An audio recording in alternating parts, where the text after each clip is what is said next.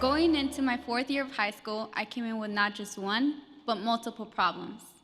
Problems such as no money, unhealthy relationships, mental breakdowns, depression, stress, bad accidents, and much more. My name is Kayla Gamboa, and this is my story. To start off, I came into my freshman year doing very well with what I thought were healthy friendships and being myself and very talkative. But then COVID crashed into a pandemic during half of my freshman year and all of my sophomore year. I spent my whole sophomore year in a pandemic being home every day, school online, and isolated from everyone. It might sound like it was nice, but in reality, it was torture. We had no sports, no communication, no money, no nothing. And on a worse note, I did not have my dad. It was only my mom working, which made it even harder. My dad was in jail, and my mom had to be paying for his lawyers, which made us go into big debt.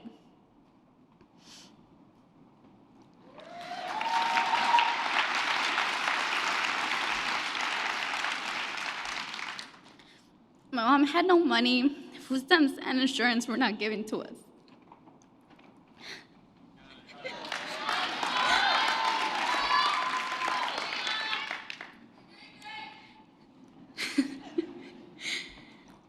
Food stamps and insurance were not given to us, which brought a lot of difficulties. I planned on working to help my parents, but all my mom wanted me to work on was focus in school, which made me feel worse for not being able to help with anything. I fell into a bigger hole. I felt like a big disappointment. If you were to ask me what I learned through that pandemic, it would be, do not take everything for granted. Another thing life has taught me through my high school years is not all friendships are what you think. You can be best friends with someone and they can still find a way to stab you in the back.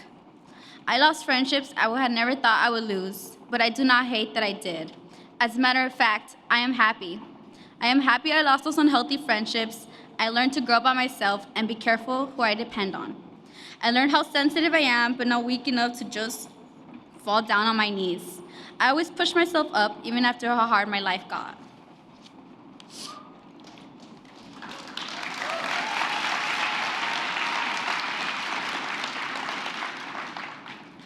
During my junior year, throughout my sophomore year, I became very distant from everyone.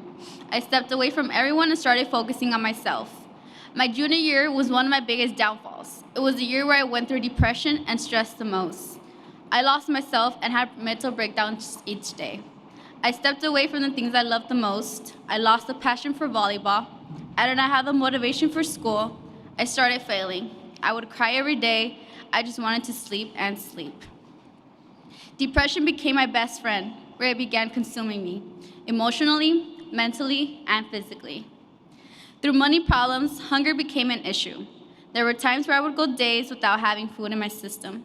I completely lost myself.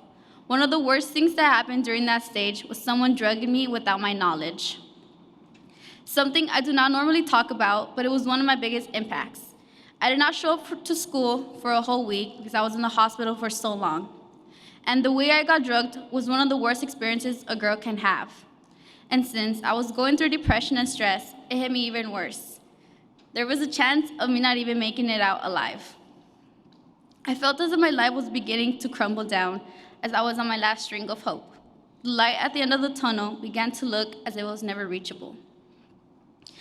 But all those obstacles that had been hitting me and trying to hold me back was just another reason to keep going and reach my goals. Throughout those obstacles, I am in a program called AVID that helped me overcome some of my biggest impacts and reach my biggest goals. There, I met this sweet, nice lady. Her name is Miss Luna.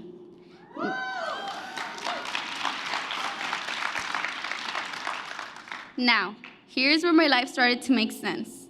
Ms. Luna brought me back and helped me get out of a dark place. She showed me that there was still hope to be graduating and there was still plenty of time to get my life going. She put me back in a place, and she still does every day, but she pulled me back in from the dark and lonely place I was in. Ms. Luna took me into her hands and showed me a path that brought light. Now, Ms. Luna, would you please rise?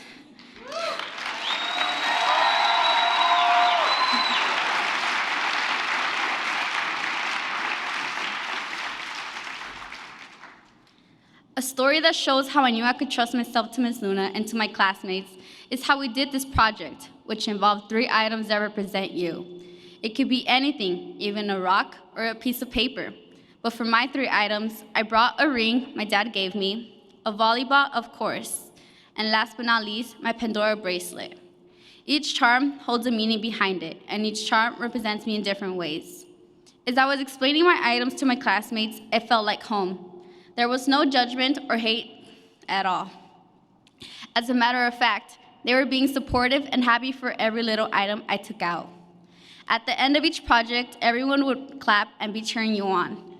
You can feel the love and the trust in the room.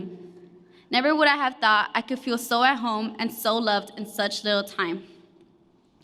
I was so eager and passionate to reach the light at the end of the tunnel by slowly pushing myself more than ever in order to make my parents proud and to get my high school diploma.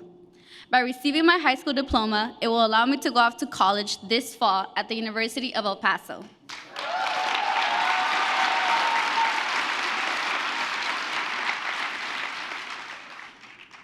There, I will be able to study and receive a forensics criminology bachelor's degree, which has been my lifelong dream. I will come home to show my parents that I have made it and hope to see them cry.